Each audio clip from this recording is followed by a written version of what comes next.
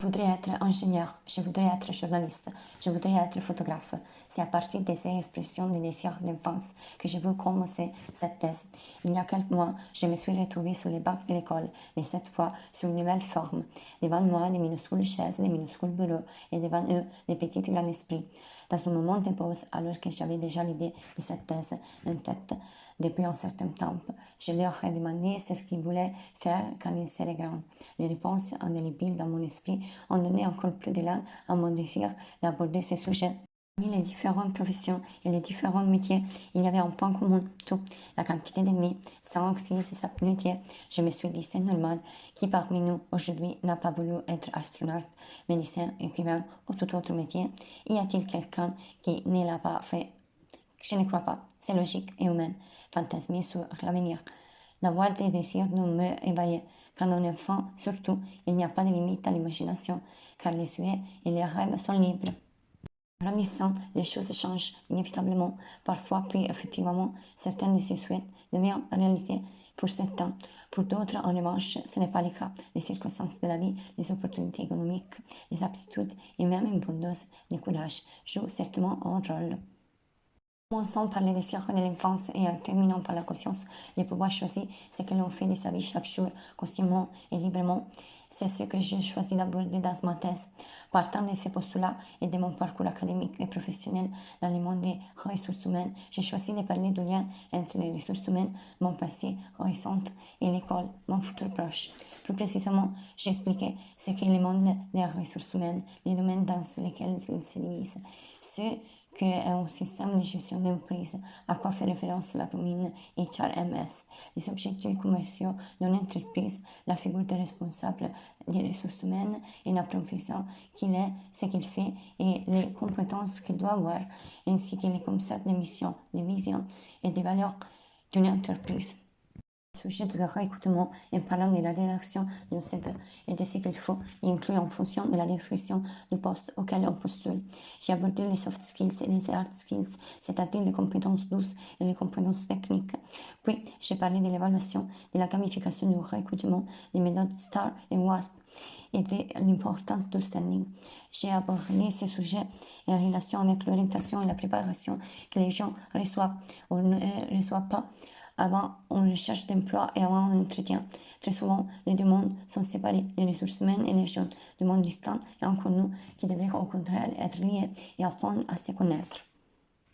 A été confronté à un entretien connaît les sentiments d'anxiété et de tension que l'on peut éprouver. Bien sûr, tout est subjectif. Cela dépend donc du caractère de la personne, de sa confiance, mais cette dernière peut être renforcée si une préparation adéquate a été effectuée à la base, qui vous rend plus confiant et prêt à donner la meilleure de vous-même. D'autre part, il est certain que ceux qui sélectionnent les ressources humaines devaient être les premiers à être humains. Ce jeu de mots entre ressources humaines sélectionnant et ressources humaines qui sélectionnent sera exploré dans deux types de questionnaires, créés par mes soins et destinés aux recruteurs professionnels et aux lycéens et étudiants universitaires qui s'apprêtent à entrer dans le monde du travail. Dans cette thèse, j'ai également approfondi la vision psychologique des questions fatidiques. Que veux-je faire? Qui veux-je devenir? Qui est-ce que je veux être? Et les réflexions qui en découlent sur la liberté de faire et d'être ce que l'on veut, sur la difficulté de choisir d'abord et de réussir ensuite, sur le choix de changer de voie, du courage qu'il faut et de la peur qui nous retient, de la victoire et de l'échec, qui n'est jamais un échec. Une analyse minutieuse des réponses des recruteurs au questionnaire. Ce qui ressort est difficile à résumer en quelques mots. En gros, il affirme que les gens dans l'entreprise, et surtout les jeunes, doivent être pris en charge et non pas gérés dans un processus descendant, un processus ascendant dans lequel toutes les équipes ont la possibilité de s'exprimer, devait être un messager. Intéressant de noter la distinction faite par l'une des recruteurs et également psychologue, qui affirme que pendant l'école, il est crucial de travailler sur le discernement de l'étudiant en comprenant quels sont ses penchants et ses aspirations. Pendant l'université, en revanche, l'étudiant doit comprendre comment transformer ses aspirations et ses penchants en quelque chose de tangible, en aval des compétences et des études qu'il a fait.